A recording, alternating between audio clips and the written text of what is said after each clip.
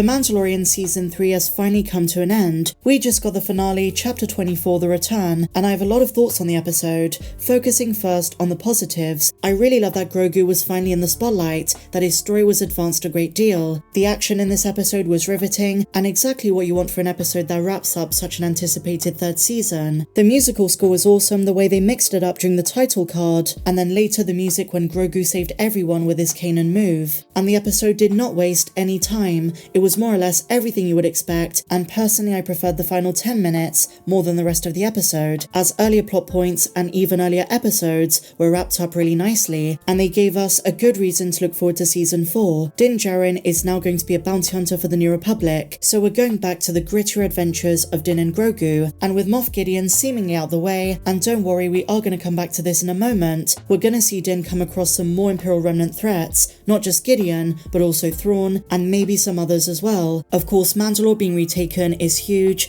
and gives us a lot of potential for Bo-Katan stories on the homeworld, not to mention future threats to the planet as well, so there could be a lot of live-action Clone Wars style episodes. Now, despite many of us speculating various ways the finale could go, we had tons of theories going into it. I'm actually very happy there wasn't a random cameo, and while I would have loved to have seen someone like Boba Fett, using the characters we already have in Season 3 was much better, so credit to Rick Famuyiwa and Jon Favreau for that. Those were the biggest highlights for me. But I will say that while the episode was very well paced, I can't help but feel that when it comes to Season 3 on the whole, Moff Gideon was introduced far too late, and because he only appeared in the penultimate episode, his apparent defeat, his demise, whatever you want to call it, as well as the way our heroes took out the Praetorians and Super Commandos, didn't feel as impactful or deserved as it should have done. So when you go back and rewatch a lot of Season 3, episodes 1 to 6, the majority of it did not give us a clear-cut reason to feel threatened that Gideon was coming, even though he sent TIE interceptors and bombers to destroy Bo's palace on Kalevala, and while Carson Teva found out Gideon escaped, we didn't feel as though his presence was looming. These were just tidbits, breadcrumbs, but nothing major until episode 7. And even when Bo's palace was bombed, she said there are too many of them for it to be a warlord, so we were all thinking, is it Thrawn, is it Gideon? We really didn't know. It was really in the penultimate episode last week where we really understood what he was up to, but there was not enough foreshadowing for it to feel warranted. Having said that, Giancarlo Esposito was awesome, the fights were epic, and I love the callback to some old Legends comics with the Gideon clones. In the Dark Empire comic series, the reborn Emperor Palpatine revealed he'd been cloning himself using the dark arts. He had a multitude of Force-sensitive clones, and it was on an isolated base that Luke Skywalker discovered. I've seen some fans say it would have been better if Gideon had been cloning Palpatine, but that's just not his interest. Gideon is so self-centered, he wanted to clone himself. It's Brendel Hux and Rey Sloane who are enacting the contingency to bring Palpatine back. All the stuff with Snoke, trying to bring back Palpatine, that's a separate project, Project Necromancer. Now the Gideon clones would have been Force-sensitive, but didn't squash Gideon's plans, and by the way, I don't think Gideon is dead. Beskar can withstand high temperatures like fire, and I can't help but feel they're going to find some way to bring him back. In all of the chaos of the moment,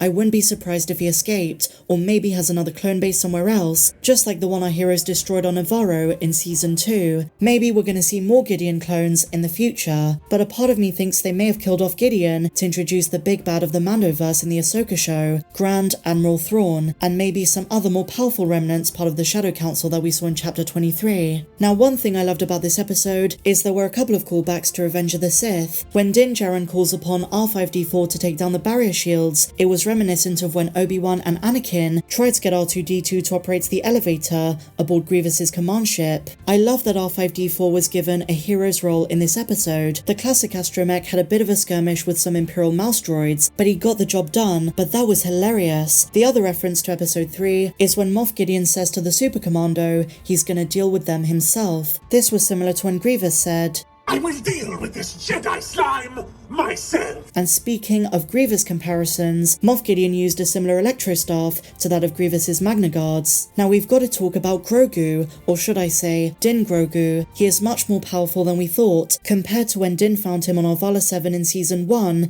Grogu's memories are returning, and so are his powers. He is so much more capable, and he was able to use the Force and jump around like we saw him do with Luke in the Book of Boba Fett. But just as Luke said, it's more that Grogu's remembering than being taught new things, but he's so much more confident, and he is a very powerful Force being, just like his biological dad, if of course Yoda was his father. And as I said at the beginning, he saved the day like a champ, using a very Kanan Jarrus type move, and the fantastic teamwork between Bo-Katan and Grogu is what got them out of there. It was so cool to see Bo-Katan using the Darksaber, especially when they were all flying with the jetpacks. Now Moff Gideon destroying the Darksaber is largely symbolic of a fresh start for Mandalore. By trying to destroy the Mandalorians, he ironically helped them, and the ceremony at the end was beautiful, with the reigniting of the Great Forge. At the end of the episode, we saw a glimpse of the Mythosaur, but I fully expected to see a rise from the waters and maybe Bo-Katan riding it. That was what some of the leaks said, but it turns out that wasn't true. But from a certain point of view, maybe it's best if it is left as a dormant symbol of the Mandalorian people, an ongoing certifiable presence whose mystery is what keeps it so great. Or maybe in a future season, it is indeed going to rise up, and Mandalore is going to flourish and return to its old luscious ways, thanks to some crafty farming from the surface Mandos. We finally saw Ragnar taking the creed without interruption. He was anointed and baptized, and Grogu also took the creed despite not being able to speak, by Din Djarin adopting him officially as his son, just as Paz Vizsla adopted Ragnar before he died. Now when the armor spoke about Grogu's true parents, I was thinking about Yoda and Yaddle, although this is not confirmed. I really hope we do get that answer at a future stage, a flashback to Yoda or Yaddle, or whoever Grogu's parents were. But Din is his dad. They're a father and son duo, and now it's confirmed. I would have preferred Grogu Djarin, but that's not how the Mandalore naming works. So Din Grogu may have lost his IG mecha suit on Mandalore during the fire, but when Din Djarin goes to Adelphi to meet Carson Teva, there is another IG head, which Din transforms into the new Marshal of Navarro. At the start of the season, Greef Karga mentioned that Cara Dune was sent off to Special Forces of the New Republic, so he needed a new Marshal. While IG-11 has returned, the crowd cheered because he's a legend to them.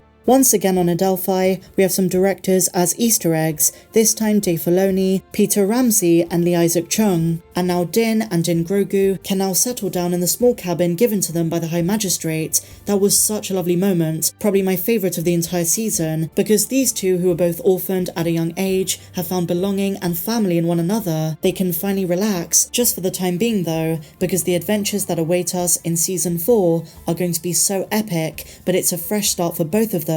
On the subject of the episode overall, nobody was a spy. Last week's episode referred to the Mandalorians exploring Mandalore when they first arrived on the planet. As I mentioned before, the biblical parallel of the 12 spies sent out to explore Canaan. Mandalore is rebuilt, and as this episode title said, the return of the Mandalorians is complete, and our heroes came out victorious. I can't wait for both the Ahsoka show and the Mandalorian Season 4, so I'm rating this episode an 8 out of 10. It wasn't perfect, but one of the strongest episodes of Season 3, a great finale, and as I mentioned in my previous video, I will be doing a full season review, so make sure you're subscribed and hit the notification bell to be alerted every time I post a video. But what did you guys think? Let me know your thoughts in the comments down below. If you enjoyed this one, please be sure to give me a big fat thumbs up. I'm Star Wars Meg. May the Force be with you, always.